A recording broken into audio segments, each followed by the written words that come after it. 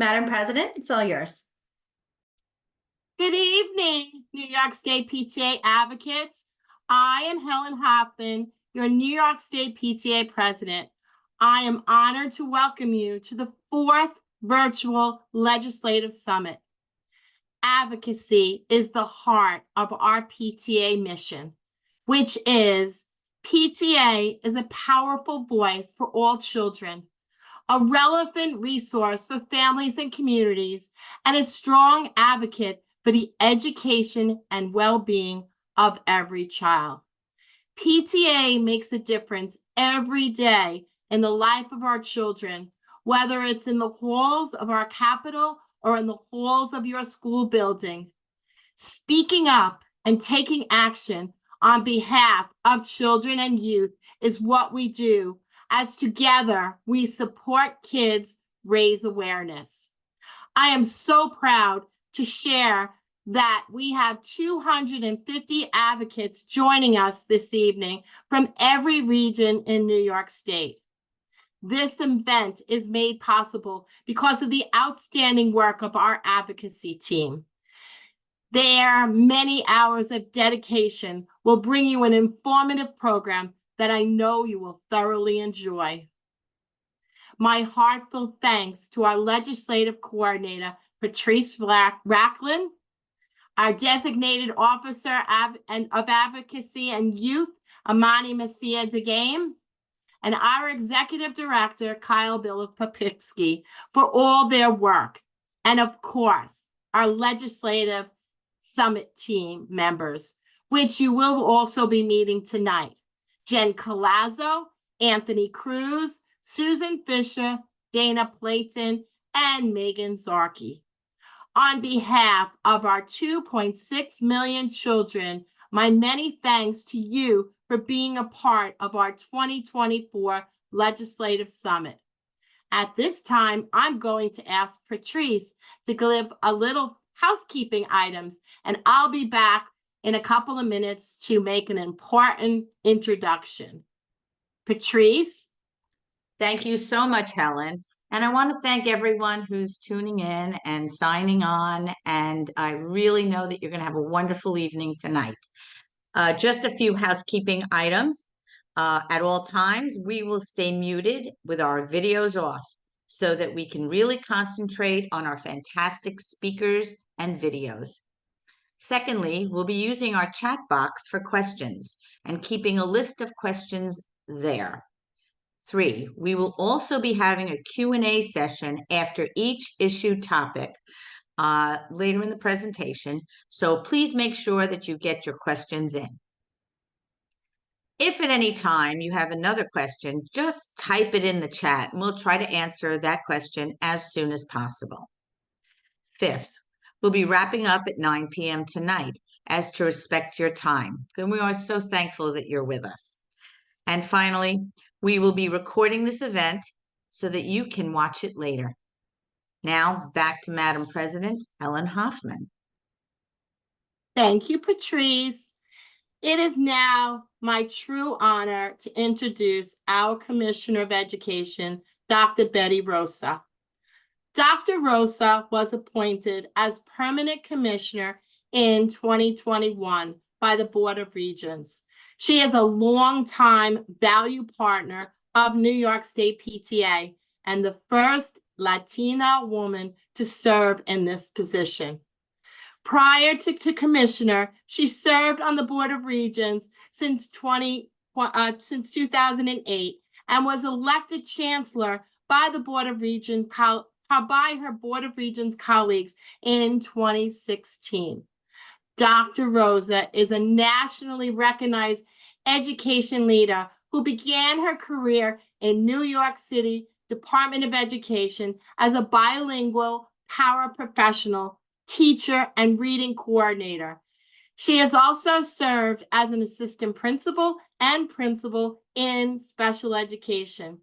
In 1998, Dr. Rosa was appointed to the position of Superintendent of Community School District 8 in the Bronx, and later appointed to serve as the Senior Superintendent of the Bronx.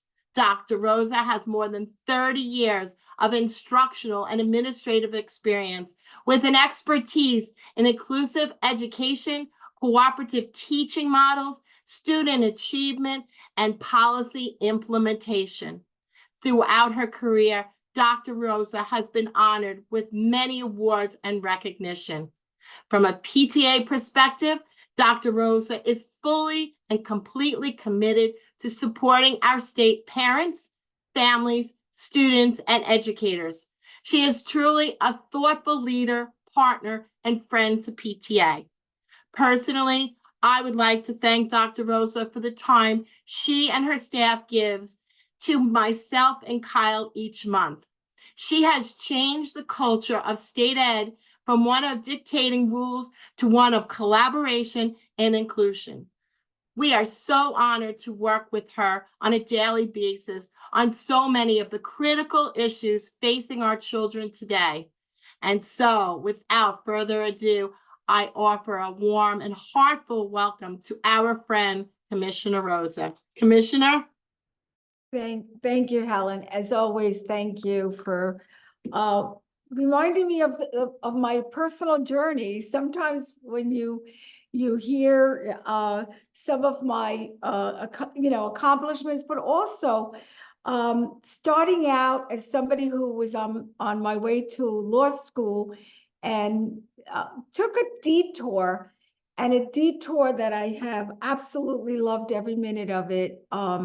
From teaching to being a principal, high school principal, middle school and high school principal, all the way through, and absolutely being engaged with our students has been an honor, and it continues to be the life work that I've engaged in. So with that, I want an opportunity to thank all of you that obviously contribute to every single day the equation that I call the parent connection to the solution. You are truly, truly individuals that really make this human connection to ensure that our students have the very, very best when it comes to their education and succeeding.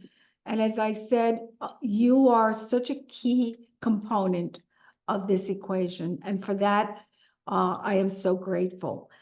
I want to also talk about very quickly and get into some of the key issues. As we know, we're in this budget season, but I do want to thank the parents because I know that there are two major components that you passionately care about. One has to do with the academic of our students, but the second one is the development of our students, the mental health, the issues that we know intersect in order to make it possible for our students to be successful. And that is truly part of your mission as New York State PTA. You passionately care about both the academic and mental health. And wellness seems to be part of your commitment.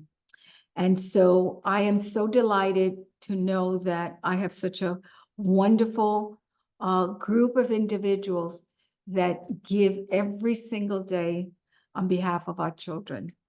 So with that, I do want to speak to obviously some of the budgetary issues. Some of you, if you did not have a chance, because I do know it's been uplifted into the it's available for you to view. The budget hearing this year, the P12, is available for you to see every aspect of it as we presented all the different issues that we're grateful for, but also those issues that we have concern and we see as challenges. So with that, I do want to say that I have I think the biggest challenge personally is the foundation aid formula and the fact that it was so sudden, so abrupt, And our districts and our schools work, they're effective when they have a sense of stability and predictability. And any time that stability and that predictability is thrown into what I would say a little bit of chaos, it really makes it difficult, not only for the membership, but it makes it challenging for superintendents, for school board members, for PTA, for SANY principals, and all the stakeholders that clearly want to be engaged in protecting the spaces in terms of safety, stability, where our students can flourish. And we know that in order to give our students the tools that they need to become the kinds of individuals that they dream of being, we really, truly need investments, and we need the resources to ensure that that happens. So this particular budget, as I'm sure you have done some reading about, looking at it, really impacts on about 337 school districts in different ways. We have the rural, we have some of the urban, suburban school districts that it impacts.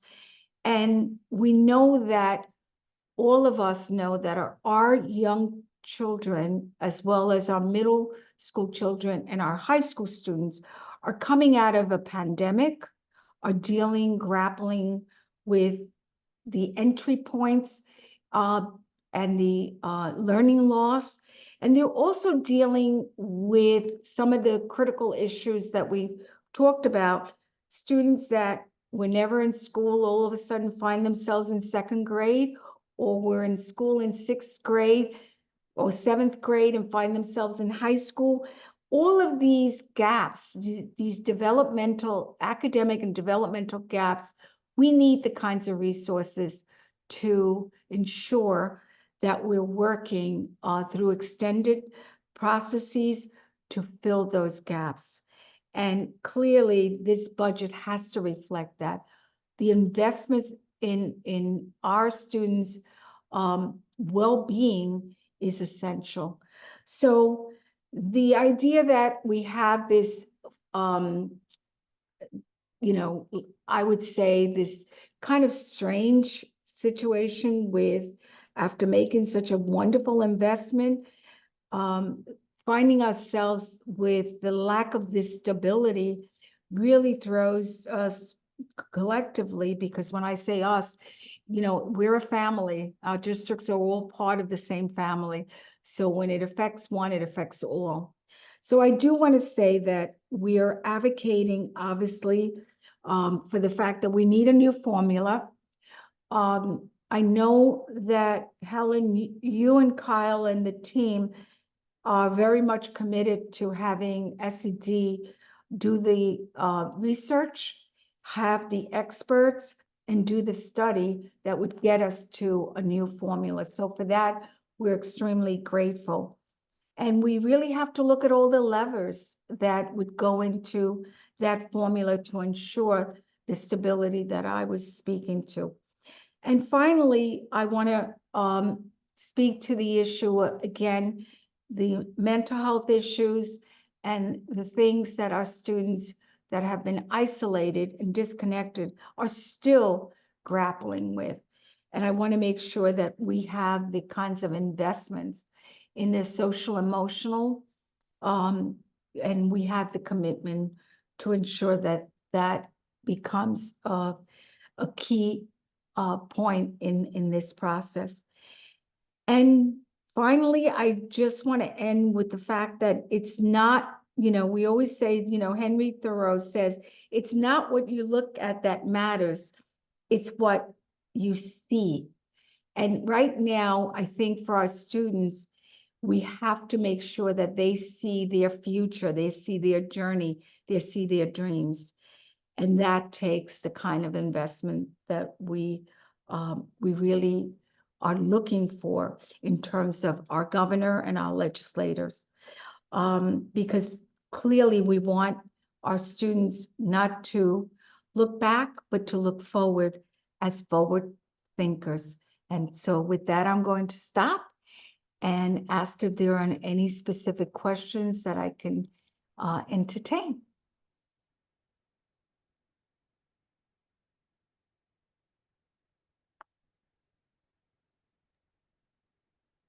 Thanks, Commissioner. We did get one question about a little bit more about school aid, and we are going to cover that in a later presentation. Okay. Brian Chesnicki is going to be here, which is so great Yay. to explain. And we know everybody loves Brian, so he's going to really dig into Right. those school aid formulas for there. And I'm going to turn things, I think, back over to Helen. Commissioner, I just want to thank you for joining us tonight. It really, your words are so important to us, and everything that you said was exactly what we're doing, and we're continuing our partnership. It's so important. So I know that anybody that wants to take their themselves off video and just give a round of applause for our commissioner. We so appreciate you coming on tonight. So thank you so much. We really appreciate it. Thank you. And really ask Brian used to work for us, and I know that he continues to be an amazing thought partner. So thank you again for this opportunity. And I look forward to all of our collective work to make sure that our children and our students have the resources that they need to fulfill their dreams. Thank you. Thank you. Kyle, I'm going to turn it over to you now. Wonderful. And thank you, Commissioner. Have a wonderful evening. Thank you. It is my pleasure now as we switch over. Just give me 1 second.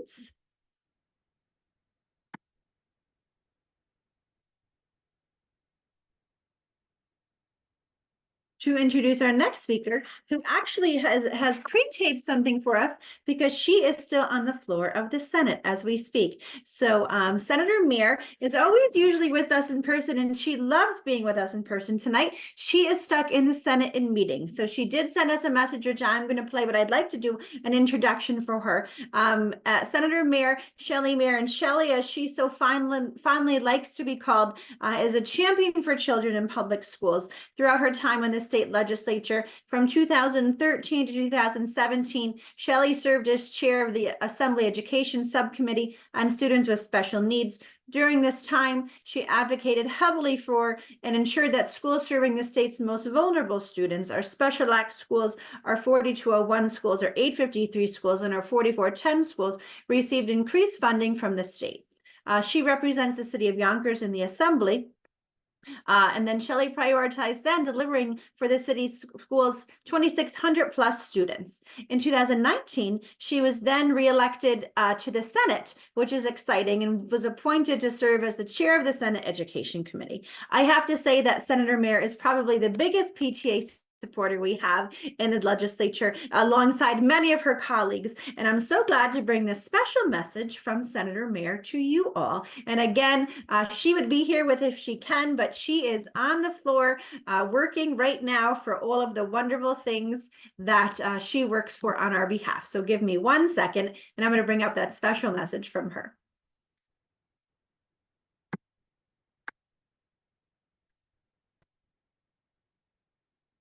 Well, hello to my friends at the New York State PTA, and I'm so glad to be able to address you, even if it's virtual, at your legislative summit. I would love to see you all here in Albany, but I know first place, it is snowing. Second place, it is challenging to pull it all together. So thank you for having me, and it's a pleasure to be here. Thank you, Helen, for your leadership.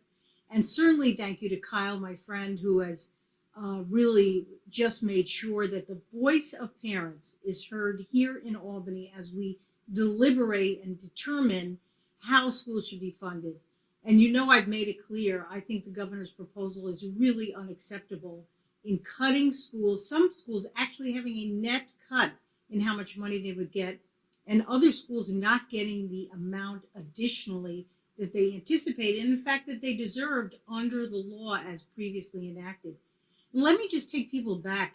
In 2007, when the foundation aid formula was created, after the Court of Appeals said that children were entitled to a sound basic education, they moved away from politics to need being the way you determine what schools need. So it shouldn't matter who your legislator is and whether they're a Democrat or Republican. It should matter how wealthy your district is, what is the need of the students in your district, how many English language learners and special ed students, what's the population. All those factors should determine how much the state pays. And it wasn't perfect, and it isn't perfect. And in fact, we want to modernize that formula. But we certainly don't want to take a step back after fighting so hard to get it fully funded with your help. So now that's been fully funded, we simply can't accept that we're going to cut schools from what they thought they were going to get, and some schools really are going to suffer a net loss. Let me say I've just traveled around the state to 11 districts, rural, suburban, and urban, and I've seen some of the great things schools are doing with the money they have and with piecing together from community-based organizations, and if they can raise some money to provide a range of services for our kids. Because frankly, and you all know this as well as I do, our kids fell behind academically and in social emotional health during the COVID years. And we need to do much more as schools than just reading, writing, and arithmetic. Now we aren't to really taking care, not only of this whole child, but sometimes the whole family. And that costs money. So the number one thing is we need to reject the governor's proposed cuts and restore schools to what they need and what they are entitled to. Second, we have to make sure that mental health services can be provided in schools. I've seen firsthand, I've seen teachers teaching empathy. I've seen guidance counselors and social workers, school psychologists, all stepping in and stepping up to meet the needs of our kids. And that's something that we need, that foundation aid to help support, because we know that every school needs it, regardless of wealth. Kids need it across the board. And the third thing is we need school meals, free breakfast and free lunch for every child in the state without question. You know, a lot of people focus on you can't teach a hungry child. I have a different focus. You can't build a school environment unless everyone is on the same playing field. And when you have the haves and have-nots, and you're in third grade or you're in sixth grade or even you're in high school, these things create barriers. And we are trying to strike down barriers, give every kid the chance to succeed and achieve their full potential. Once everyone eats together, sits together, doesn't have differences based on wealth in terms of food, that creates the environment of a together attitude that makes kids succeed. You know who told me that? One of the firefighters in my district. He happened to be on a school board, and he said, you know, one thing people don't realize, when firefighters eat together every meal, they develop a partnership that lasts into every fire. And that is the analogy we should have for food. Food should be part of the school environment, and there shouldn't be differences. So I'm fighting hard against the cuts with my colleagues. I'm fighting for mental health services in our schools. And I'm certainly fighting for free lunch and breakfast in every school as part of the school environment. Because as I said, schools have taken on a bigger chunk of the responsibility, as they must, and we have to pull them up and support them in these efforts. So thank you to the New York State PTA for your extraordinary advocacy. Thank you for your leadership, encouraging parents to have a voice and learn about advocacy. Those of you here today already know. We are listening to you. Make sure your voice is heard loud and clear, and just give support to us as we push back and push in the right direction. Thank you again. It's a pleasure to see you all.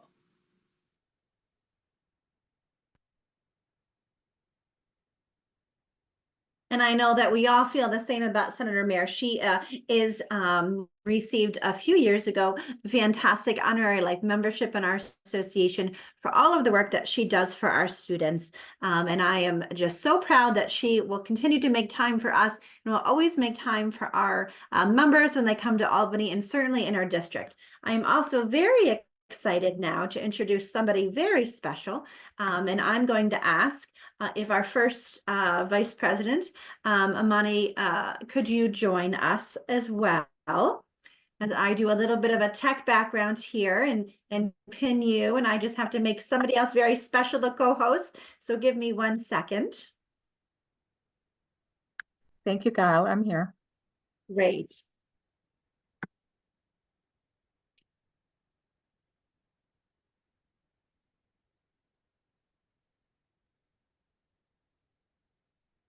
And Amani, I'm going to turn things over to you for this next presentation. And Rick, I know you were on, our fantastic student that's joining us tonight. So if Rick, if you want to join us, and you can now turn on your video.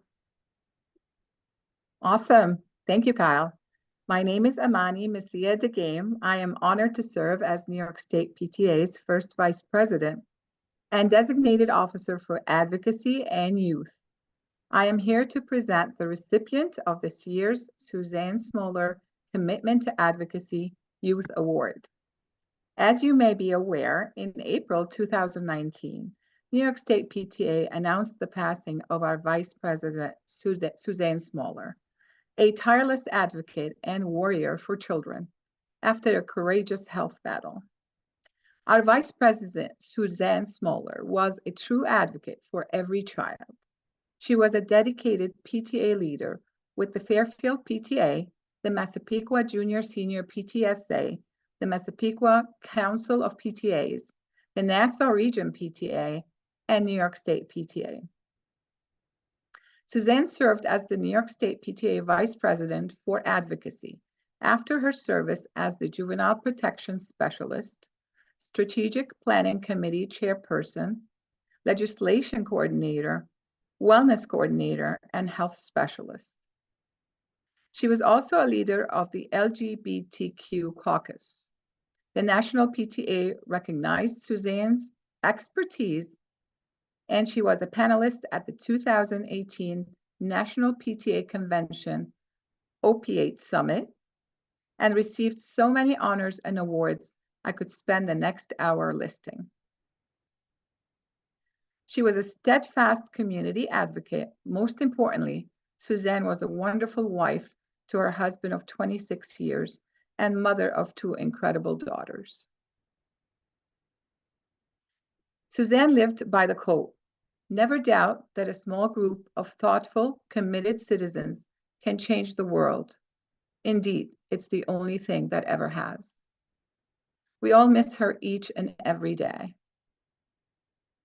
To continue her legacy and life's work, the New York State PTA Board of Directors in November 2019 developed a new advocacy award, the Suzanne Smoller Commitment to Advocacy Youth Award. This prestigious award is given to one high school senior to encourage them to pursue post-secondary education or training and to continue their active engagement in advocacy in the areas of HIV/AIDS, the LGBTQ+ community, mental health, social justice, or substance use. I am so pleased to announce that this year's award recipient, Rick Yang, is joining us this evening. Welcome, Rick. And I would like to share a bit about Rick's award application. He is the co-founder and CEO of Frontiers of Fulfillment, a 501c3 nonprofit leading efforts to integrate youth perspectives into mental health policies. He has collaborated with over a dozen senators and U.S. representatives to pass mental health policy bills. These efforts have extended our reach to over 30 states, impacting thousands through advocacy and lobbying workshops by ensuring that youth's voice are heard and central in shaping policy. Rick was recently selected as the youngest of 10 members of the Mental Health America Young Leaders Council for the 2023-2024 cohort, a testament to his dedication and efforts. Rick was the 2023 Youth Mental Health Champion for NTTAC, a lead presenter at numerous conferences, and the only adolescent voting on a 7-figure budget with Youth Move National's Board of Directors. On Work to Be Well's National Student Advisory Council, he spearheaded the development of the world's largest completely free, clinically vetted mental health resource database currently used by all 50 states. As the only adolescent on New York-based Strong 365's advisory board, he led the development of the inaugural Teen Advisory Board and has advised various projects relating to social media and mental health. Outside of conference presentations, Rick has been invited to present at 50+ national, regional, state, and county mental health panels, webinars, and speaking engagement to 3,700+ stakeholders.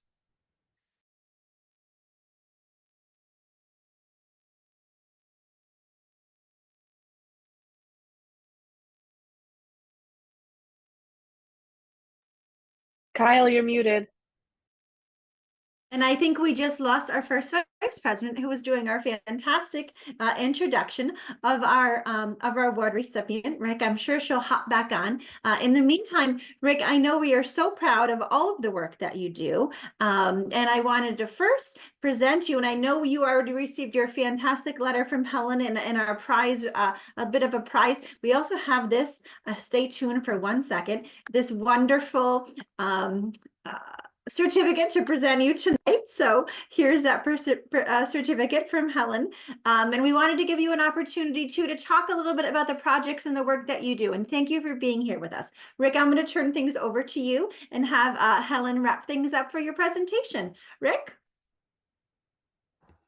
Hi, yeah, thank you so much for having me here tonight and obviously selecting me for this award. I'm truly honored to be here tonight. Yeah, I guess like if I wanted to kind of talk about my work a little bit, I definitely want to focus a little bit on how I got into doing all of this. So my freshman year of high school was, I think like peak COVID, and I remember school was like all remote and like super surreal and whatnot. And there was this one incident that kind of occurred freshman year that got me or propelled me into like all of this work in the field of like, I guess, public health and mental health specifically. And so I had this friend who I'm still friends with now, and basically, long story short, she was depressed, and we would FaceTime every single night freshman year after our virtual classes, and she would basically tell me that she wanted to go see a therapist, and at the time, since everything was remote, that would have been like telemedicine essentially. But she said that her parents wouldn't let her, and I realized then that there was essentially this kind of, I guess, cultural stigma surrounding mental health and seeking help for mental health in my community, where there are a lot of high achievers, and especially in a community where there's a large population of Asian Americans who want to quote unquote save face and like don't want to be looked down upon for receiving help for mental health specifically. I realized that mental health really was truly an issue, not just a biological thing, but also a social thing. And so she eventually did seek help, and she got her parents to basically seek professional help, and she was diagnosed with manic depression, which is also known as bipolar disorder. And now, thankfully, she's doing well, she's thriving. But I think it was definitely that incident that kind of showed me, who was kind of immature at the time, that mental health really was an issue. And so for the past couple of years, I've done some work in that field. And I think one of my most meaningful projects was something called School Sight. It's spelled School Sight with SIGHT because our motto is a comprehensive mental health vision, specifically in schools. And so we've partnered with our local county Department of Community Mental Health and various other stakeholders to pretty much investigate the gaps in mental health service delivery, specifically in my school district. And one of the main things that we found through various interviews with psychologists, social workers, youth outreach workers, students, parents, was that in our school there was an overemphasis when it came to funding for mental health services on tier 3 services, which for those of you who aren't really familiar with school mental health systems, that basically just means like super individualized targeted therapy for those that are like identified as most at risk. And there was a lack of emphasis on tier 1 services, which essentially just means universal services that kind of encompass the entire student body, things like universal screening, social emotional learning, like Senator Mayer mentioned in her video, and various other services. And so once we identified that we were kind of lacking on tier 1 services, we were able to partner with our district superintendent, and along with some administrative support from our school, we secured some money from a local organization. They had this wellness grant that we took advantage of, and now we're developing various spaces for wellness on campus, and we've partnered with various other advocates in my county to expand this blueprint to other schools around the county. Rick, I have to say, it's Helen Hoffman, the president. Everything that you just talked about was exactly my platform. You and I, you are like my kindred spirit. Your work in the grassroots level is exactly the reason that mental health and mental illness, it has been my platform. I have personal experience with mental health in my family. And I see what children are struggling because I work in a school district. So I know exactly what you're talking about with all of what's happening. Your school district seems to have a lot of offerings for your students, which I'm happy to hear. But so many of our children throughout the state don't have that. So from the bottom of my heart, thank you for the work that you're doing in the grassroots level, and continue, speaking out. And I understand, that this is not, that this is a very personal thing, and you've taken it to the next level. And that, on behalf of all the children in New York State PTA, I really want to say thank you. And if you look in the chat, you're going to see a lot of people are congratulating you and thanking you, and just acknowledging you for everything that you do. So on behalf, I'm sorry, somebody has feedback. Kyle, you're muted. I'll take care of that. 1 second, Helen. Okay. You should So be okay now. I just want to thank you, Rick, on behalf of all the children in this state, and just everybody. If anybody wants to put their videos on, and also give a round of applause for Rick, because what a fabulous young man you are, and I'm really hearing you where you're speaking. I have hope for our future children. So thank you. Thank you so much.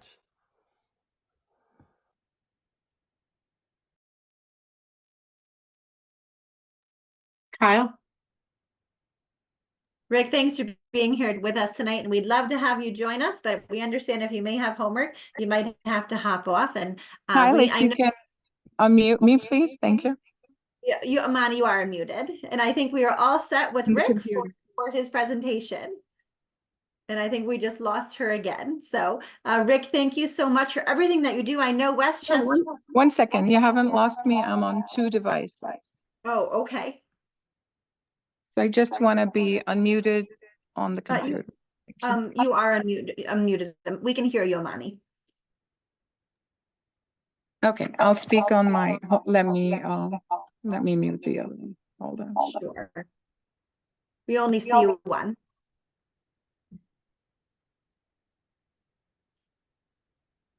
Okay, so I apologize. I'm trying to get it from the other one.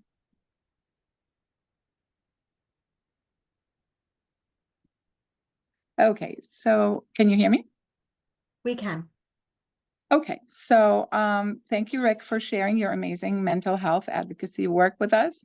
And now it is my honor to officially present you with the 2023-24 Suzanne Smoller Commitment to Advocacy Youth Award to Rick Yang, who is from the Scarsdale High School PTA and the Westchester East Putnam region.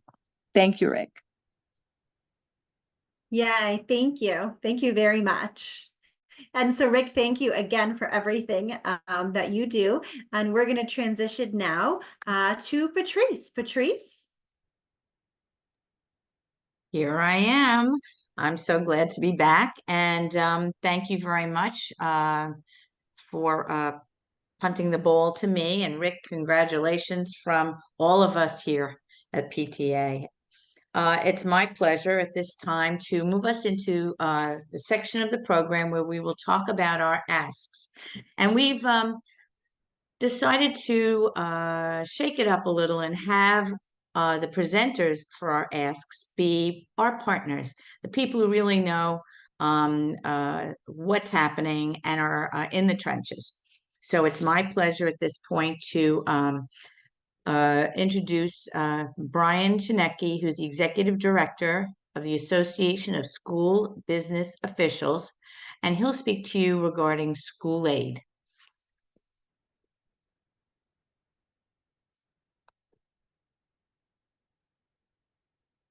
Patrice, I'm just bringing up that video. Brian's going to be video this evening, and I just want to give a little bit of preface as we bring up that video. School aid is very wonky, so I do not expect you to know everything you need to know about this 15-minute presentation on school aid. It's very high level, it's very wonky, and I've been doing this for 27 years, and I still don't know as much as Brian does. But this is a great overview. We're going to take questions on school aid right after Brian's presentation because it is a little bit complicated. So this one, we're going to take questions right away. So let me see if I can get Brian's presentation going today. The internet's being a little wonky, as we can see. Yeah, thanks so much, Kyle. Appreciate that. Thank you, Kyle. I'm excited to be here. First, want to say thank you all to the members of the PTA and all the great work that you do.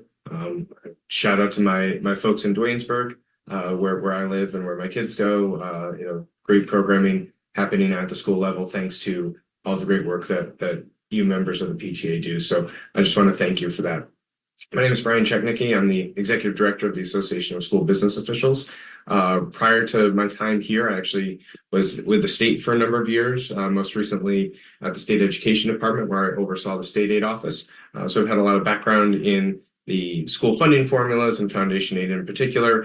And then obviously now in my role at ASBO, my members are overseeing the day-to-day finance and operations of school districts, and have been, unfortunately, intimately familiar with the governor's proposal today. So I'm going to go ahead and share my screen, and I just want to go through a couple of the key highlights of what's in the governor's budget. I know there's been a lot of talk since it came out about some of her proposed cuts.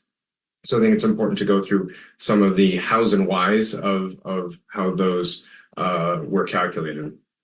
So first, I want to go over just general school aid, a quick overview beyond just the foundation aid numbers. So top line, as the governor's materials have talked about, there's a proposed $825 million increase in school aid, which is about 2.4%. This is, I think a little deceptive in that there, when you look at UPK funding, on paper, UPK is increasing by $100 million, but there isn't actually an additional $100 million available in pre-K funds. What that is a function of the fact that districts, as many of you know, may be awarded pre-K grant funding, but don't actually use it. And so the school aid runs will show those districts that don't have a program as maybe going from zero or some other amount up to a larger amount. And it appears like it's an increase, but in actuality, there's no money flowing to the district because they don't have a program. That's about $100 million. And so if you take that money out, we're looking at more like a $725 million increase, or about 2.2%. That was a bit surprising to us all when the budget came out.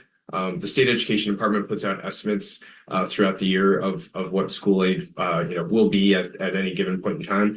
And so when they first estimated the 24-25 school year back in November, without any changes to the foundation aid formula, we were looking at a $1.25 billion increase, or just under 4% under what we call current law, which is just how are the formulas running based on what the statute of the day is. And so obviously the governor has proposed changes to that statute as a part of her budget. I know this might be a little small on here, but you can certainly go to our website at schoolbiz.info, where we have a tool that outlines the school aid runs in a user-friendly format, as well as some other materials that you may find useful. The top line here is that of that $725 million, when you ignore pre-K for the moment, $500 million of that increase is in foundation aid. And even though it's an increase, it's still less than we were expecting in foundation aid, which I'm going to get to in a minute. But then all of the other expense-based aid formulas are running as they should under current law, which again means that the governor isn't proposing any changes here. So when you see a reduction, for instance, in building aid of 44 million, it's really that's just a function of timing of claims and what districts are actually claiming for their building aid expenses. It's not actually a policy-driven reduction. And so we see in these expense-based aids, which are all formulas that districts receive reimbursement for particular expenses. Building and transportation are sort of the two largest. BOCES services is a large component as well. These are all just aids that they get reimbursement for. So outside of the foundation aid proposal, there really aren't any changes to any of these other formulas, which has been a positive. The previous administration would often propose changes to these formulas that would reduce the amount available for districts for their reimbursement. So we've been glad to see that that at least those components are not included in this budget. With that top line out of the way, I want to dive right into foundation aid. So with respect to foundation aid, there's really two key changes that the governor has proposed. I'm going to talk about both of them, one very briefly, and then dive much more into the one that I think everybody's been hearing about. So first, there was a reduction in the inflation calculation. And then second, there was a cut to all school districts who are currently on Safe Harmless. And so that's about half the districts in the state. So under that current law estimate that we saw in November, we were thinking that foundation aid was going to increase by $926 million. Once you take the governor's proposals into account, that increase is reduced to $507 million. But it's really important to note that even though that's a $500 million increase statewide, half of the districts in the state are actually getting cut, right? So that $500 million is being offset by cuts elsewhere in half the districts in the state. So first, looking at the changes that the governor's making to inflation. The Inflation Reduction, not to be confused with the Inflation Reduction Act, is that within the formula, there's this starting point called the foundation amount. It's the same for every district, and then we add in things like regional cost and student need within each district, but the foundation amount is the same for everybody. And that gets updated every so often via something called the Successful School Study that the State Education Department puts out. When the department doesn't do a study, because it's not an annual thing, they add an inflation factor to it over the prior year number. That inflation factor up till now has just been a one-year calculation. And so as you all can imagine, inflation has been relatively high in recent years. And so this number has been high, although for the past year, it was much smaller, right around 4%. What the governor's proposal does is changes that 4% from a one-year calculation to what's essentially a modified 10-year average. And so that 4% inflation growth drops down to just over 2%. So for districts that aren't getting a cut through the Safe Harmless mechanism, the inflation adjustment that's being made to that foundation amount is still increasing from last year, but it's increasing at a lower rate. And so I know there's been some confusion over this point that there are districts who are getting an increase in foundation aid on the governor's run, but the impact of this calculation is that increase would have been larger had the inflation remained under the current law calculation. So, it's something that impacts all districts, but sort of the difference between receiving less of an increase versus receiving an actual cut. The second adjustment here relates to the Safe Harmless provisions that school districts are receiving aid under. I'm going to do a bit of a deep dive in here on the cut and how the governor has calculated, but I want to give a little bit of background first on what the Safe Harmless is and what it all means. So under the statute, foundation aid is currently protected for districts that you receive at least as much as you got in the prior year. So even if your formula calculation has declined, you would still get what you got last year. And we often hear, there people say things like, well, these are districts that are overfunded or they're unsafe, harmless. But really, this is the difference between what the formula is calculating and what they received last year. And in a minute, I'm going to show a slide that represents it. But sort of the key question to that is, why might your calculation decline? And so really, there's three factors, really two major factors, which are either the aid per pupil that Foundation Aid is calculating has decreased, or your enrollment count may have decreased. In school aid parlance, that's TAFPU is the name of the enrollment count. There can be changes in other factors, but it's really those two.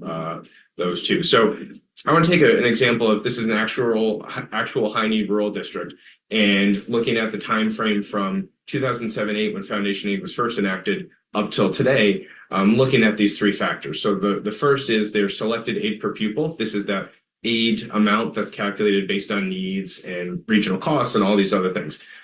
Over this time frame, this school district has seen that amount go from $4,900 to $6,800, so about a $2,000 increase per student in the formula.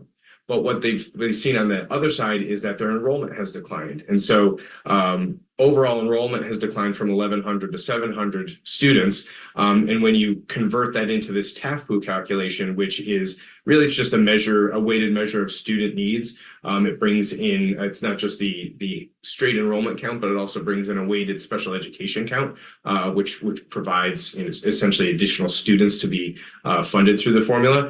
That count has also declined. So under the formula, it's gone from 1,400 weighted students down to 900 weighted students. So even though they've received more per student in aid, they're receiving that aid for fewer students. And what that looks like graphically, when we look at the sort of the lifetime of this district's Foundation Aid, you can see how they've gone from being quote unquote on formula, where they're receiving all the aid for their districts or for their students, to now being on safe, harmless. And what we can see in this is that from 2007-8 till about 2013-14, the amount that the formula was calculating was greater than what they were receiving, which left what we call a phase-in amount. And so in the last number of years, as we've all been advocating for phasing in the formula, that's an example of the formula was calculating more than the district was getting, and so they were due a phase-in. And that phase-in amount is represented here by this by these orange bars just above the blue bar. What happened to this district in 2014-15, and we've seen this in half the state at different points in recent years, is that their enrollment count declined to such a degree that they fell onto the safe, harmless, which means that the formula was calculating less than what they received in the previous year, and so now they were still going to get that same amount from the previous year. So for this district, that happened in 2014-15. And from that point on, you can see sort of the difference between what the formula calculated, represented by this red line, and what they were actually receiving year to year, based on the fact that there was a safe, harmless, there was a minimum increase for all districts. And so over time, this district has remained relatively flat since 2016-17 in terms of that formula calculation, but their safe, harmless amount grew. So in 23-24, that safe, harmless amount was now $1.5 million. So what the governor's budget does is take that safe, harmless amount for each district, and it varies widely by how much it is, and reduces it by an amount. Essentially, the calculation is it just takes a percent times that full safe, harmless amount. Formally, there's this calculation that relates to removing the safe, harmless, and then adding back in something that's called a transition adjustment, but ultimately results in a cut. So it's easy to think of it as safe, harmless, multiplied by 1 minus this FASSR, which stands for Foundation Aid State Sharing Ratio. That this math turns out that any district that's on the safe, harmless will have a cut against that, ranging from 9% up to a maximum of 50%. The 50% sort of suggests, oh, maybe it's 50% this year, 50% next year. Does that mean there's a sort of a phase out of this? The answer is no, not currently. She hasn't proposed in the budget there being a second piece to this, but sort of the writing is on the wall here that we might see proposals like this in the future. So what goes into this calculation? How did this get decided that These are the percents and whether you're 9% or 50% or somewhere in between. So really there's three main moving parts to how that's calculated. One's called the combined wealth ratio, one's called the state sharing ratio, and then the state harmless amount that we just talked about. So I want to do a quick dive into those two top pieces. First, the combined wealth ratio. This is a measure of your district's combined income and property wealth per pupil compared to the statewide average. So if your district has a CWR of 1, that means you're right at the statewide average. If you're less than 1, it means that you have less income and property wealth per pupil than the average. And if you're above it, you have more than the average. There are a number of factors that can affect your CWR amount. Your enrollment, because it's a per pupil amount, so your enrollment can have an impact. The total reported income of all the residents in your district, as well as the total reported full market value of the property in your district. But also the statewide average can impact your CWR. And so what that means is a district that hasn't had any change in enrollment, any change in income or property value could still be impacted because the statewide average has changed. This next piece, the state sharing ratio, relates to the CWR. So it takes that CWR number, whatever it happens to be for your district, and it runs it through a separate formula where there's 4 different choices.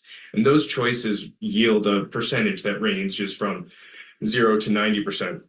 The governor actually changed it for the purpose of this cut from 90 to 91%. But in essence, the lower your CWR is, meaning the less wealthy you are compared to statewide average, the lower the higher your sharing ratio percentage is going to be. And so the higher your sharing ratio is, the lower your cut's going to be. Those two numbers work inversely. With that as a very, very quick background on how those cuts are calculated, I want to quickly go through what are some of the impact. Statewide, this is just looking at the safe harmless cuts. This is not looking at the inflation reduction. Statewide, we're looking at 168 million in cuts to 337 districts, which, as I said, is half the districts in the state. About 1/3 of that cut is coming in Suffolk, Nassau, Westchester, Rockland, and Putnam counties, and 2/3 in the rest of the state. Those numbers generally track with where the enrollment is. About 1/3 of the enrollment resides in those counties. Of the 668 million, 34 million is a cut to high need districts. 96 million is coming from average need districts, but as we know, there's a lot of average need districts out there that are not as well off, and so this can be a significant impact for them. And then more importantly, looking at this as a percent of what we call total general fund expenditures, which is just the size of your local district budget. The cuts as a percent of that budget range from 0 to 12%. There's actually 32 districts in the state whose cut as a percentage of their TGFE is 5% or more. And so as you're involved in your local budgets, you can imagine that if the state is cutting 5% of your budget through these aid cuts, that's obviously going to have a significant impact on what you're able to. So just how real are these cuts? I hear that question a lot. Number one, there is a state budget gap. North of $4 billion. It's something that the governor has to constitutionally propose a balanced budget. So that is real, but there's some choices to be made in how you close the gap, whether through cuts, revisions to estimates, revisions to revenues, those sorts of things. We do have analysis on our website, schoolbiz.info, if you'd like to read more just on how the education cuts relate to that. There's also a lot of question about, is this just the budget dance, right? There's always sort of a negotiation tactic where the governor maybe comes in low in order to, counteract the legislature asking for more. There's certainly a possibility that this is some degree of that dance. We've seen these kind of cuts before in 2003-04, 2011-12. People probably are more likely to remember that was the year that the gap elimination adjustment was created. But this time is really different. This is the first time we're seeing proposed cuts where there is a tax cap in place. We have sustained high inflation, and the state's not currently in a recession. So it's sort of tough to square, reducing aid to districts when the state is in a position that it's making cuts across the board in other program areas. And also we're dealing with significant staff shortages. All of this being said, if this aid is fully restored, both the safe, harmless, and the inflation piece, excuse me, the conversation about the safe, harmless, and enrollment declines, I think, is here to stay. And so that's something that we all in the advocacy space are going to be thinking about. in, not just this year, but the years to come. So, and I say I'm running short here on time. Really appreciate the time with you all. I'll kick it back over to Kyle that if you have questions, you can send them to her, and certainly happy to connect. And again, I'll put in a plug: schoolbiz.info, biz.info, links to a site on our ASBO New York webpage that has a lot of resources available that right now are publicly available. It's not just to our members that are out there, for anyone who can use them. So we encourage you to do that, and talk with your SBOs if you have concerns, and hope you have a great rest of your time here, and appreciate the invite. Thanks, Kyle. And we're always so excited to have Brian with us. I am going to take your questions now, and I'm going to laugh. You guys thought Common Core math was hard.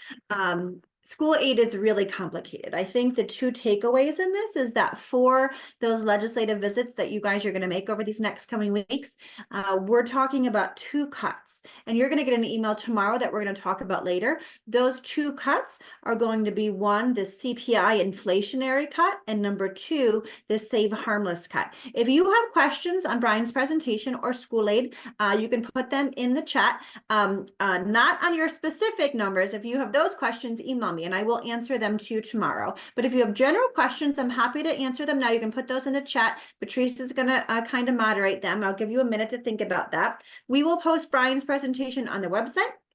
Tomorrow, we'll make sure everybody has it via email as well. We're also going to send you an email tomorrow, both Brian's website and a website from New York State United Teachers Union that shows you the actual cuts and how they affect your individual school district. Yes, Rob, the slides will be shared, and I will type my email in the chat. So if you have questions about the school aid, I'm happy to take them now. I'll give you a minute. So 2 key points, and you're going to tomorrow, and we'll cover that a little bit later too in the Lobby Day presentation. Really, we have 2 cuts on school aid. One is called CPI, the Consumer Price Index, or inflationary change. That results in about a $300 million cut. And number 2 is Save Harmless. That results in about $150 to $160 million cut. So those are the 2 points that we have to remember, that Governor Hochul's budget is cutting schools 2 ways this year that we are opposed to. And thankfully, all of your legislators, each and every single one, all 212 of them, they are all opposed to the cuts as well. So you have partners in the legislature. And Patrice, I'm going to turn things back over to you to introduce and our team to our next guest. And I'm forgetting who is making that introduction. Patrice? Yes, I believe Susan's making the introduction. Go for it, Susan. It's me. Good evening, everyone. Our next topic is a super important one that was touched on by both Commissioner Rosa and Senator Mayer. We're going to talk about universal school meals. And so I would really love to introduce Jessica Pino Goodspeed, the Deputy Director of Public Affairs for Hunger Solutions New York, to walk us through this topic. Thank you so much for having me here today. It's so great to be among you all as a fellow parent myself. Just so thrilled and energized by the folks in this room. I'm going to pull up my screen and hopefully someone can tell me here if you see my slides here. Awesome. Thank you so much. So I just wanted to take a minute to introduce myself. And I know that I work closely with Kyle, and I know many of you are working on this issue, but it's so good to connect with you in person or virtually this year and talk a little bit about healthy school meals for all New York kids, universal school meals for all New York State students. We really use all these terms kind of interchangeably to talk about the issue. But in case you're not familiar with Hunger Solutions New York, I did want to share a little bit about who we are. We are a statewide anti-hunger organization. We work to increase awareness of, support for, and participation in the federal nutrition assistance programs. So over 35 years, we've been working to expand access to SNAP, school meals, summer meals, child and adult care food meals, so after school meals and childcare meals, but also the WIC program. So these are all programs that we work to connect eligible New Yorkers to. And a part of that work in the recent years has been partnering with you folks at the PTA to work on healthy school meals for all New York kids. So this campaign is officially in its 2nd year, kind of happened for almost 3 years unofficially. It's a policy campaign that is focused to establish and fully fund a permanent statewide universal school meal program.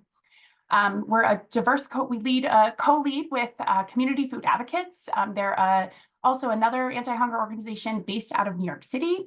And we co-lead this coalition of over 285 organizations from various backgrounds. So we're a diverse coalition from anti-hunger to education to health, agriculture, equity-focused organizations, all joining together alongside students, parents, school administrators, and other concerned New Yorkers who have all joined our coalition dedicated to pass healthy school meals for all, or free meals for all students across New York State. We are not alone in terms of states that are really kind of pushing towards this. There is national momentum towards healthy school meals for all. 8 states across the nation have passed permanent policies. Those are blue states on this map here. And at least 26, if not more, states, including New York, have active legislative campaigns working towards healthy school meals for all. So we are not alone in this quest. We saw and learned through the pandemic that providing free meals to all students is critical, and really the best way to safeguard our kids in many ways. And so this momentum happened after the heels of the pandemic, when meals were offered free for all at the federal level.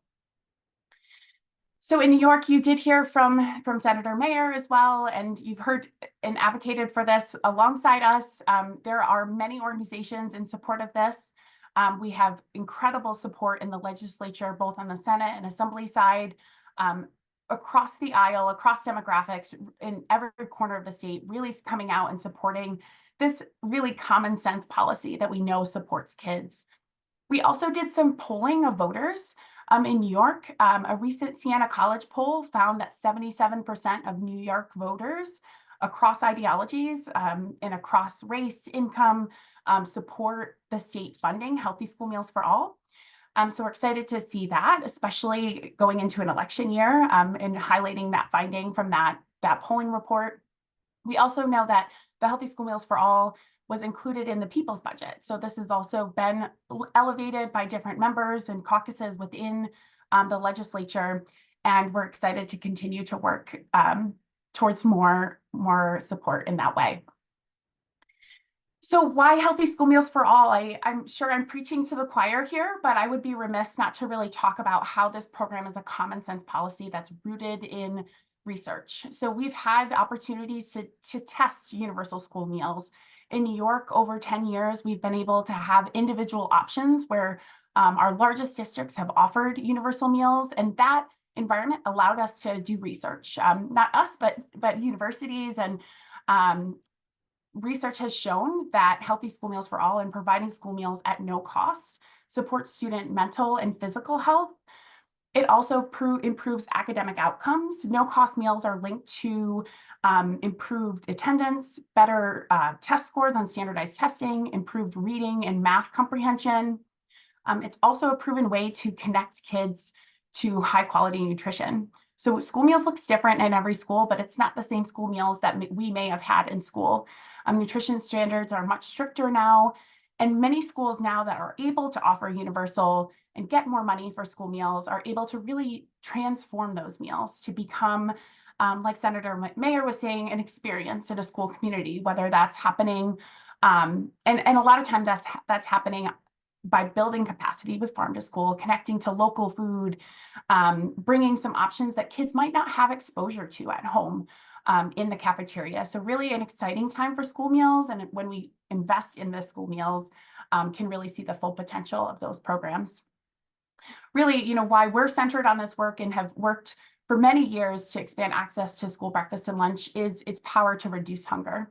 1 in 6 kids in New York face hunger, and we're really seeing unprecedented rates of child poverty and child hunger in New York State. So we know that this curbs hunger. Families who have access to universal school meals are twice as less likely to be food insecure than in areas where schools are requiring that certain families qualify for free meals. So we know it has the power to reduce and safeguard families from hunger. And it's also a concrete way to make New York more affordable for families. We've heard about this in the legislature and this being a priority. The return on investment is really twofold here. Research shows that every dollar invested in school meals generates investments in equity and in learning, but also saving families about $150 a month per child in this. So I see some questions coming through, but I will definitely scoot to that at the end and happy to answer these questions. But I do want to talk too about what has happened so far and kind of where we're at in the process. So the state budget last year included partial funding of free school meals. This included an expansion through a federal provision that exists. It allows certain high poverty schools to offer free meals to all kids. So as a result, this significant expansion allowed over 1,200 schools to newly offer free meals to all their students.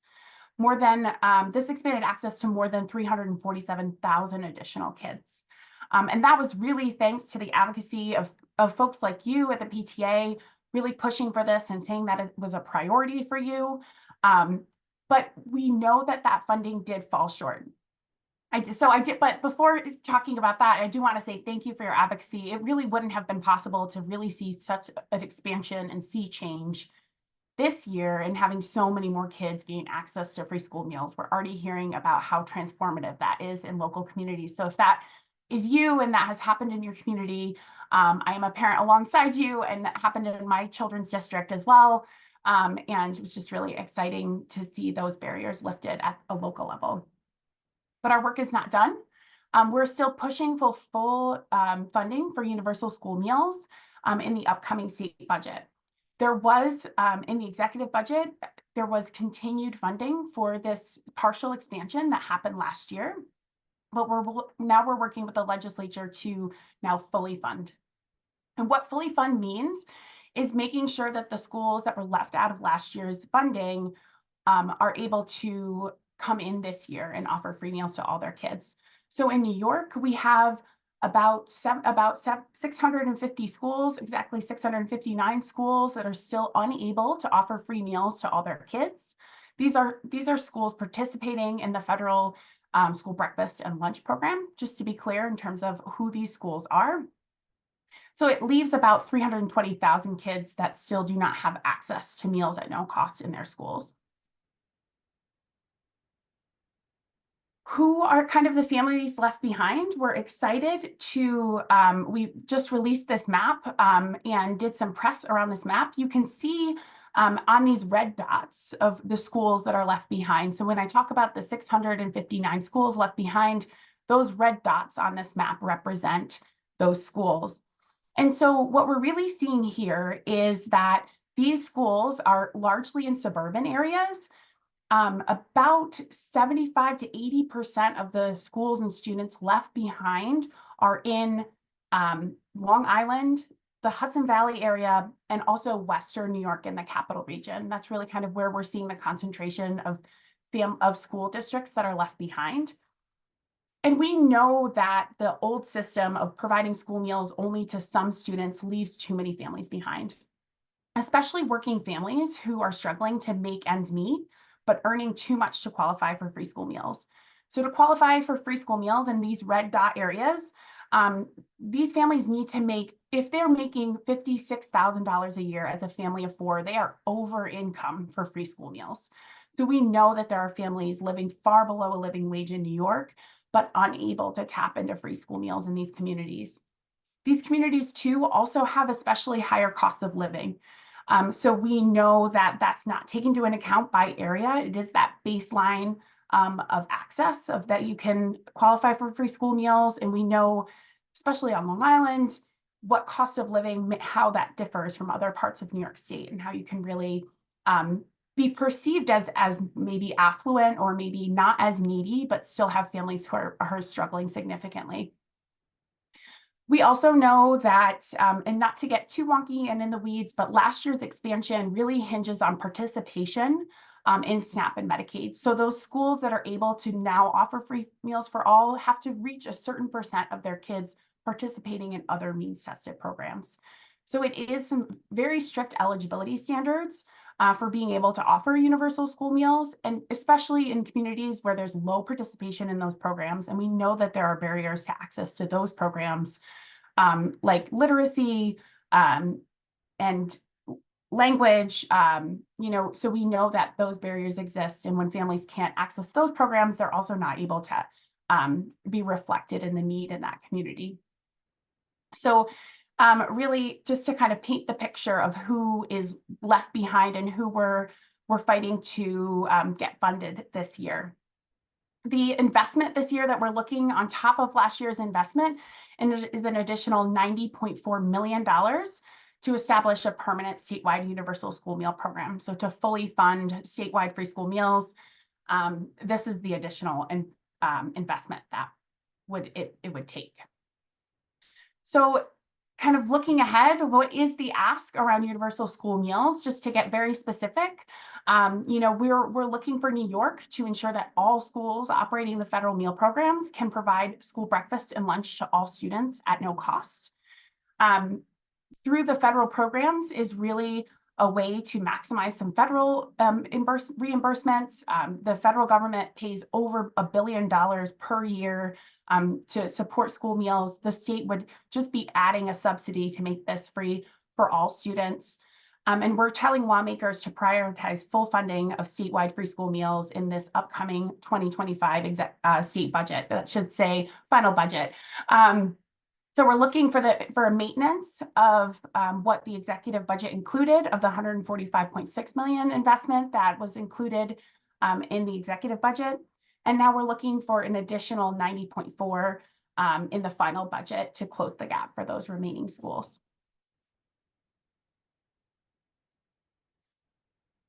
We're really excited that you're a part of this summit and you're taking these coming weeks and meeting with your legislators. Please share the impact and stories of what school meals means and why this is a priority to you, maybe your own experience in your district. We have heard such powerful stories from parents from making extra meals to send in with your kids to make sure other kids are getting their meals, to fundraising to make sure unpaid school meal debt is paid at the end of the year for those families who can't afford meals. I know parents are really at the heart of kind of filling these gaps that the state needs to step up to fill. So please share your stories, please share your experience and why this is important to you as a leader in your community. We also have a click to action, but I know PTA does some of that as well. But in case you're interested in that, this link sends a letter directly to lawmakers. We also love to see folks be posting on social media. We use the hashtag #MealsForAllNY with the number 4. These social media can seem like it's not impactful, but our lawmakers really pay attention. And it really shows a groundswell of momentum around this. So amplify on social media, especially as you're working through your legislative visits these coming weeks. And our website's here to stay connected and learn more. We always have updates there. That's all I got, but thank you so much. And I'm happy to take some of these questions. I'll take it down my screen. Thank you so much, Jessica, for that amazing information. And I think that a lot of the advocates and families on our call today are really passionate about universal school meals. So this is a really important topic to us all. You mentioned that we talk about universal school meals or school meals for all or healthy school meals. So there was a question in the chat about providing vegetarian or vegan options. Is that anywhere in the conversation around universal school meals? Great. So that's a great question. And I also saw the plant-based question as well. So maybe I can combine those two. So the school meals, we're talking about through the federal nutrition assistance programs. And so these have federal requirements that have to meet certain nutrition standards. There are options where meat alternates, so a protein-based like legume. I'm not a nutritionist, I have a social work background, so I'll full disclosure there, but there all are meat alternatives that schools can use so that they're not required to use meat. And we know that, and we've seen in New York City schools, for example, and I'm sure other parts of the state use plant-based meals. Really, we're always, as an organization that talks about access, always talking about involving students, using, direct communication with students, especially older students, but also PTAs as well, to help improve programming. So, but there is a local level in terms of how local level of control of how schools are able to fulfill that requirement, but there are federal parameters around what certain components are. So that's where we get this healthy piece about the meals. Got it. Thank you. And then there was another question. We're advocating for school meals for all, but is there any help that we can give about making sure that kids actually have the time to eat those meals, right? A lot of kids, especially as they get older, lose that time to be able to actually eat those healthy meals. So if we're advocating to give everybody meals, should we also be talking about making sure that they actually have the opportunity to eat them? This is a great question. And I feel like we're at such a fortunate time with this type of policy. We do have 8 states ahead of us, and these are exactly the conversations that are happening in Minnesota, California. I'm lucky to sit on some national groups where we're all working on these policies and kind of thinking through. And this is a great piece to think about in the future. Right now, to be clear, the proposal as stands is to secure funding for meals. But this is definitely a type of policy that builds on from year to year. We're seeing other states move towards these types of pieces. They call it butts in seats policy. It's actually, we were just talking about it last night, of requiring certain amount of time once your kid gets to the seat, how much time they have to eat. So there are pieces of legislation that would be that could be helpful in the future and something to think about. And other pieces too that other states are working on in terms of workforce development, getting more folks in school food to work in school food out of college, and kind of building the labor force around the need for school meals as well. Great. Thank you so much, everyone. Really appreciated the information that you shared. And I think it was a really great PowerPoint, right, that everyone is going to be really looking at to prepare ourselves for talking to our legislators. One more question came in about what to do about unused food when we get asked about, like, what do you do about if you provide all of this food, you have to account for, you know, giving food for every student, but then if not everybody uses it, you have all this unused food. How do we answer that question when we speak to our legislators? Great. So food waste is definitely a valid concern. I think there's two misconceptions that I'd love to debunk. First is that a lot of times people hear universal meals and they think about kids coming through a door and a meal getting handed to every kid. So it's important to understand that it's kids' choice in terms of participation. And so a policy like this wouldn't change the ability of any kid to bring a meal or choose not to eat at school. So I think that that's an important piece, that choice is still available for kids, that they're able to not participate if they so choose or want to go a different route. I think another piece too is that schools have developed some really strategic strategies, working also with the state. So they need to make sure that they're in compliance in terms of regulation.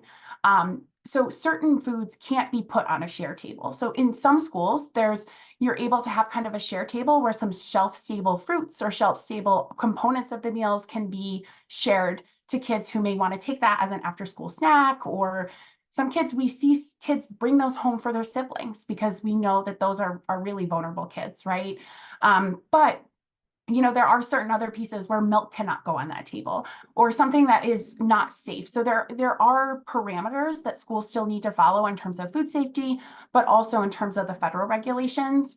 But there are definitely a lot of great local strategies and groups that are supporting school districts in that way. We partner with No Kid Hungry New York. We partner with the Dairy Council, just all these different associations and groups that kind of really have support and resources out to schools to address. Action for Healthy Kids is another great group that talks about these types of things. So great resources for schools.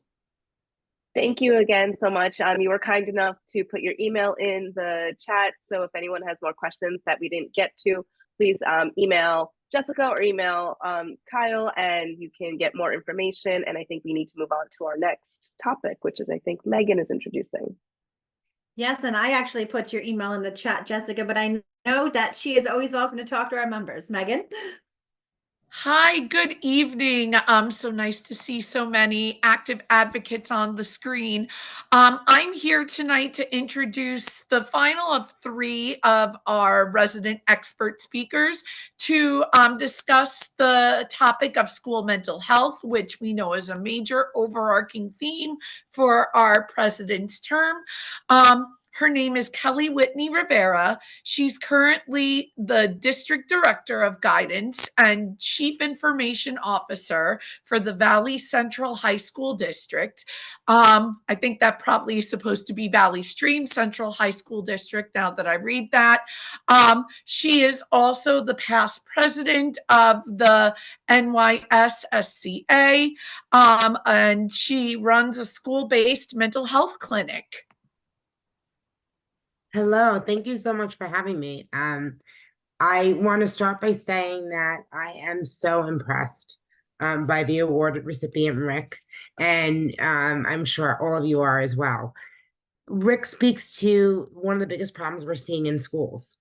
He mentioned tier 1 and tier 3 interventions. So what that basically means is when you think about schools, our schools are set up with collective care teams, and comprehensive collective care team would have a school counselor, a school nurse, a school social worker, and a school psychologist.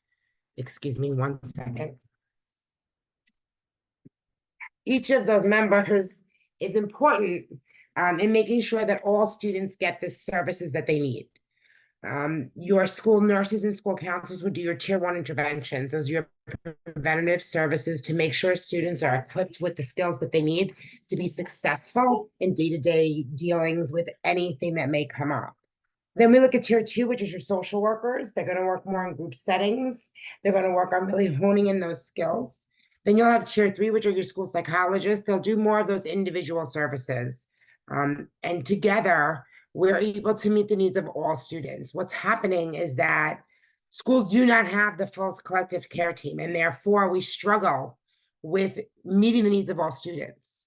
By giving more funding and by supporting the funding in mental health areas in schools, it enables us to have all of the professionals that you need on that collective care team to identify where students are struggling, put in the preventative measures, and then also collaborate with those mental health agencies outside. Because one of the big things that does come up is cultural stigma, as far as families and just it not being normal to not be okay. One of the things we try to do, and I know that the PTA is working very hard on, is really making sure that we're working that mental health muscle as much as we're working that physical muscle. So we go to the gym to get healthy and strong, and we're looking at putting in services to help all students, all adults be healthy and strong on that mental wellness. When the PTA recently did a survey looking at students, it was really concerning when you look at the number of mental health issues that you're seeing students struggling with. Anxiety is up. 87.6% of students are reporting dealing with anxiety. Social media, just stress from social media and the negative implications of social media, depression, bullying, suicidal thoughts, all of these things, as well as cyberbullying, substance use, youth violence, increase in youth violence. We're seeing these in our schools, and we're not able to fully meet the needs of all of those students alone. What also happens is we'll get a student in and we'll get them to start talking about the issues that they're experiencing or the fears that they're having or the concerns that are going on. When we can finally get the family on board and we go to refer them out, there's no one to take them. There's a wait list. We can't get them the help that they need. So what we've done in a lot of districts, especially in my district, is we've done partnerships with Northwell Health. And the hope in that is that when we refer those students, they go to Northwell Health and they get immediate care. And it's appropriate immediate care instead of a teenager being sitting in an emergency room, psych ward. It's not a pleasant experience. But by partnering with Northwell Health, there's also a PM Pediatrics partnership that also has been used, especially by, I think that's more schools out in Suffolk. We're able to give students the help that they need immediately, to give them the referral that they need immediately, and then get them that long-term care that they need. Those partnerships avoid our students from having to do wait lists to see therapists. They stop us from having just the shame. I'm sorry, my 2-year-old is just playing. The shame of being seen by kind of classmates or being seen in that hostile environment of an emergency room waiting room. It's more of a comforting setting. It's more of a kid appropriate setting. It's more of a 5 and 5. You know, there is this belief that 1 in 5 people have mental health. The reality is 5 in 5 people have experienced at some point mental health issues. So we are happy to see that the funding is still there, although it wasn't specifically cited. We are happy to see that any school that wants to have school-based mental health climates, that the governor is going to support that and kind of help make that happen. And our partnership with parents and schools in making this happen is integral. So keeping those personal stories and sharing our experiences are the best ways to do that. I apologize. Nothing to apologize for. We're all parents on here too. Thank you so much, Kelly. And I know I'm a Nassau County music teacher, so I know that the district I teach for also, it has partnered with Northwell Health, and I've personally seen how those partnerships have really benefited my middle schoolers to a tremendous degrees. But you know, the job is not done. We not only need those services outside of school, but we need to continue fighting for those services to be increased inside of all of our school buildings, K through 12. There are a couple of questions in the chat here. One that just popped up. Do you find in your data that mental and physical health issues are higher in some parts of the states as opposed to other parts of the state? Like, for example, do you see them as being higher on, say, in like Long Island, as opposed to some of our more rural regions of the state? You know, I don't have any research that is broken down that specifically. I will say that what we are finding is more and more students across the state of New York are expressing mental health issues. Whether you're rural, whether you're, you know, city, urban, mental health is something that is impacting everybody. There are different obstacles and different barriers depending on where you're located. So I know for myself at Valley Stream Central High School District, because we're closer to the city, our Northwell Health partnership has been a strong one because we're able to get our kids in right away. Where some districts that are not as close to the city or are more rural and don't have as many providers do struggle at getting students in to see people and getting that tier 3 service that you need. Definitely. I see a question on here about mini training sessions to help parents and families become additional resources as well. I know we also have a partnership with Mahaney's, and actually Susan Fisher, who introduced the previous speaker, works with that organization, where they do have youth mental health trainings for educators, for parent leaders, things like that available. Many of them are free of charge or minimal cost. Do you know of any others by chance, Kelly? Actually, the ones we use are the same ones you mentioned. So at my conference last year for the New York State School Counselors Association, we had Susan Fisher doing mental health first aid. And that is a great program. It's free. Mahaney's has phenomenal resources. And any of your local organizations. So like by me, I know there's a few local organizations and counseling centers that partner with the schools in doing youth programs We also have a partnership with the Long Island Coalition Against Bullying, and then we're working through our wellness centers to empower our youth to be ambassadors of mental health and really help identify and communicate concerns that they're seeing to adults, because kids talk to kids way more often than they will talk to adults. And while we hope that every single child has a trusted adult that they can go to, we know oftentimes that it's their peers. So empowering students to be part of wellness organizations within their schools. I know several schools have programs just like Natural Helpers, but Mahaney's is a phenomenal resource. I use it regularly with my professional staff as well as with my parents. Awesome. One last question before we close your portion. Have you noticed that students with learning disabilities are at greater risk for mental health concerns? I wouldn't say that there's any statistical data to say that that's the case. Are there instances where students with disabilities or other kind of identifiers that kids can see will make fun of? Absolutely. Kids are not nice. Kids are mean. And sometimes mean kids grow into mean adults. So I don't think there's any statistical, so I wouldn't want to speak to that. Right. To say one has more than another. Right. Absolutely.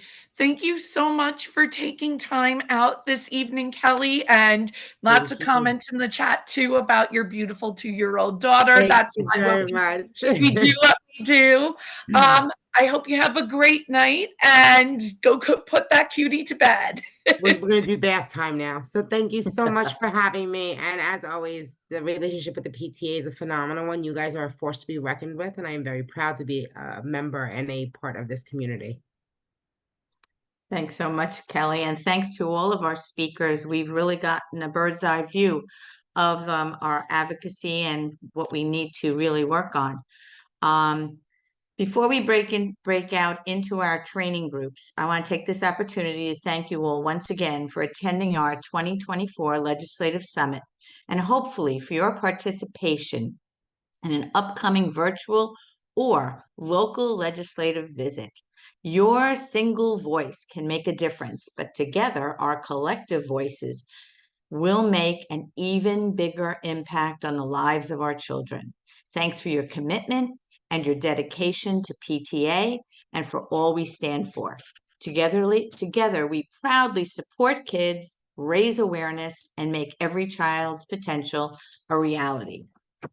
If you indicated that you were interested in attending a virtual or local meeting with your state legislator, tomorrow you will be receiving an email with next steps in attending that meeting. Remember, your voice is important. I'll be explaining which breakout room. Well, here we go. It's simple. We're going to go to 2 breakout rooms, so you don't have to switch to a new Zoom line. So stay right here. Lastly, before we get to that point, I want to say on behalf of our president, Helen Hoffman, and our entire New York State PTA governance team, thank you. Thank you, thank you for advocating for every child with one voice. Now, to our breakout sessions. We are going to be covering a few topics that are really important for that legislative appointment. Things like tips for successful meetings and ideas on how to talk about your personal story or your school's story, because things like that definitely make an impact with legislators. We're now going to begin to move to breakout rooms. Kyle, can we pop that up? Yes, and number 1 is going to be for novices. So if you are a first timer or a new timer or maybe a second timer and want some a little bit little deeper training, breakout room number 2 is going to be for experienced people. Correct. So remember, now if you're not totally comfortable as yet advocating on your own, you happen to perhaps be a newbie, a first timer, please choose that novice group, that number 1 room. And if you've advocated and participated many times in the legislative meetings and feel comfortable doing so, then go for the experience group, which would be room 2. Kyle, if you don't mind, can you show them, yeah, where it is children? Thank you. There we go. And you can self-select your room. And if you have a hard time, let me know and I can assign you where you need to go.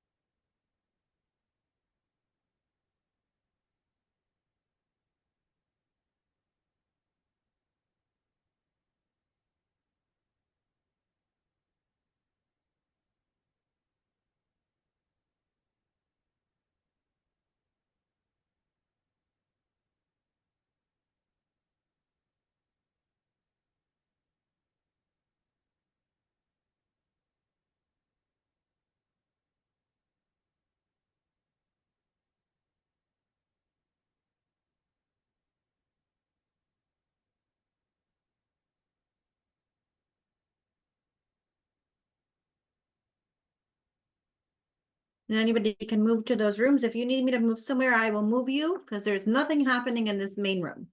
Charlie, you want to go somewhere? Do you want to go to 1 or 2?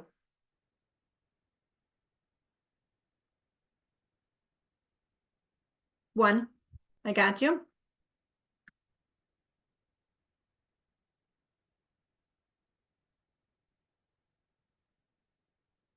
Charles, where do you want to go to? 1 or 2? 1?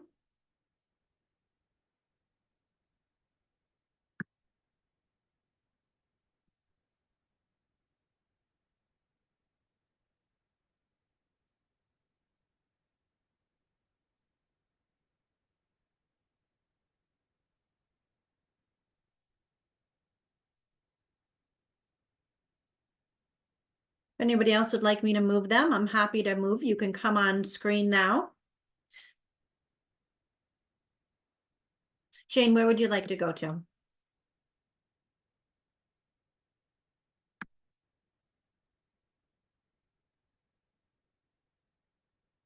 Lillian, I got you.